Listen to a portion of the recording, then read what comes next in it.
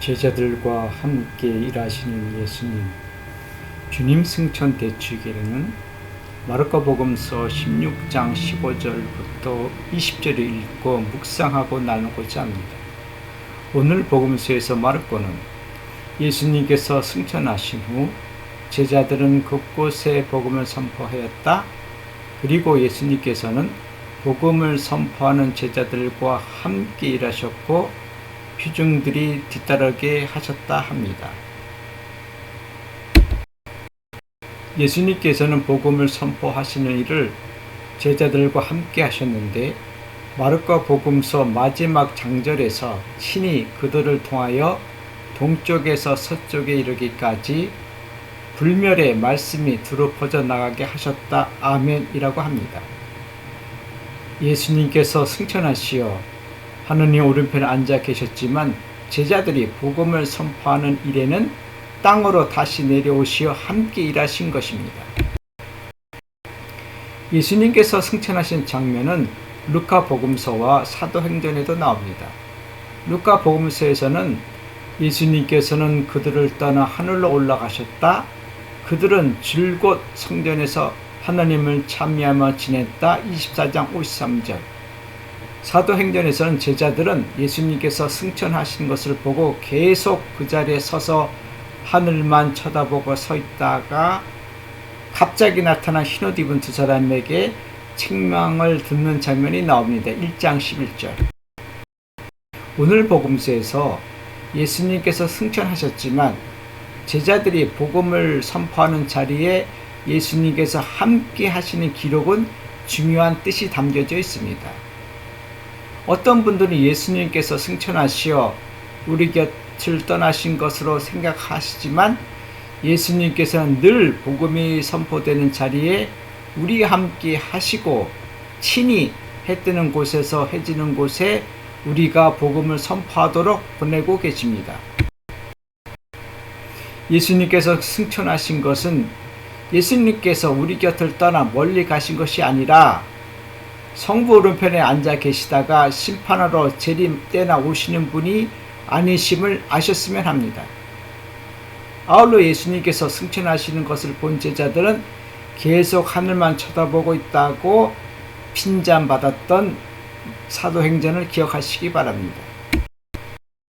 삶 속에서 예수님께서 승천하시어 우리 곁을 떠나셨다고 상실감을 느끼시는 분들, 이 땅에 예수님께서 계시지 않는다고 느끼시는 분들은 삶 속에서 복음을 선포하시기 바랍니다. 예수님께서 하늘에서 내려오시어 함께 일하실 겁니다. 복음은 뜻글로, 목소리, 영어인 가스펄, 하나님 이야기, 복음을 제한적으로 문자적으로 네 종류의 복음서 등 이야기보다는 기쁜 소식은 예수님께서 선포하신 하나님 나라가 우리 안에 있다는 것입니다. 우리 안에 머무르시는 성령이 목소리, 하나님 나라 선포를 들을 때 성령이 터져 나옵니다. 평생을 복음 선포하러 해 뜨는 곳에서 해 지는 곳으로 다닌 사도 바오로는 갈라티아 신자들에게 보낸 서간에서 이렇게 말하고 있습니다.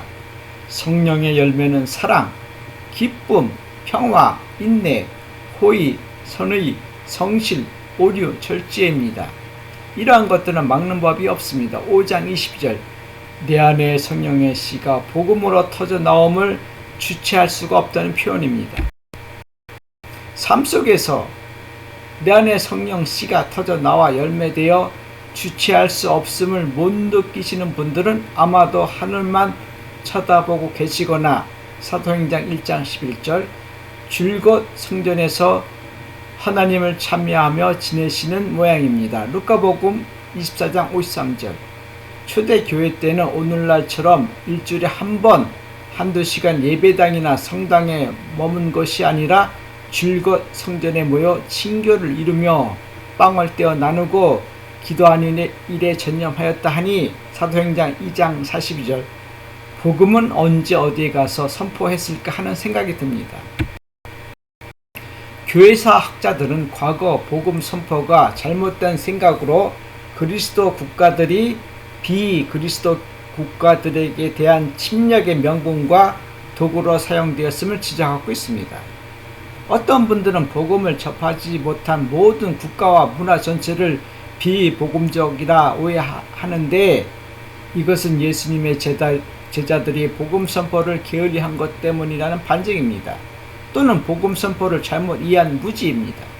행여 성전에 모여 복음 선포를 하지 않고 하나님을 찬미하는 데에만 힘을 쏟는 결과가 아니길 바랍니다.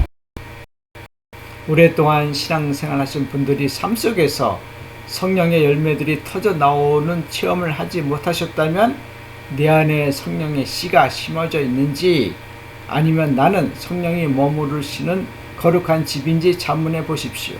삶 속에서 오소서 성령님 하고 부르시면 성령님은 조용히 오시어 내 곁에 계실 겁니다. 구약 열왕기 상권에서 절망에 빠진 엘리야 앞에 나타나신 하나님은 강한 바람 안에 지진 가운데에 불 속에 계시지 않으셨고, 조용하고 부드러운 소리를 타고 들려오셨음을 기억하십시오. 19장 9절부터 13절.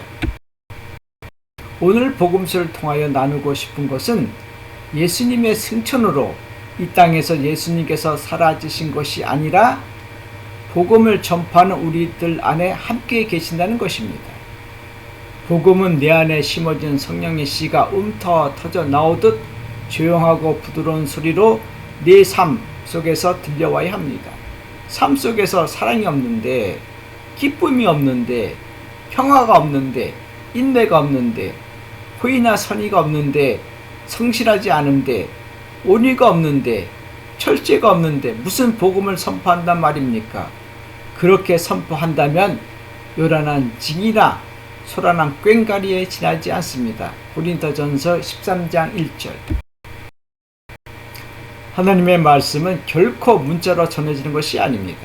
히브리어로 쓰여진 구약, 그리스어로 쓰여진 신약, 그리고 라틴어로 다시 해석되어 쓰여진 성경, 정확하게 번역되지 않은 한글 성경으로 하나님 말씀을 제대로 이해할 수가 없습니다.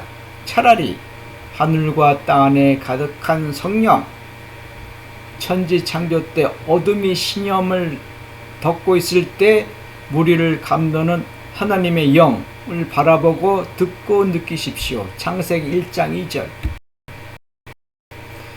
부활절 마지막 시기, 예수님의 승천 대축일에, 그리고 한 주일 후 성령 강림 대축일을 앞두고 삶 속에서 성령의 열매가 나의 삶을, 우리의 삶을 온통 충만하게 채워지도록 성령께 청합니다. 오소서 성령님, 내 안에 우리 안에 오시옵소서. 그러면 성령께서는 조용하고 부드러운 소리를 타고 오시어 내 곁에, 우리 곁에 머무르실 겁니다.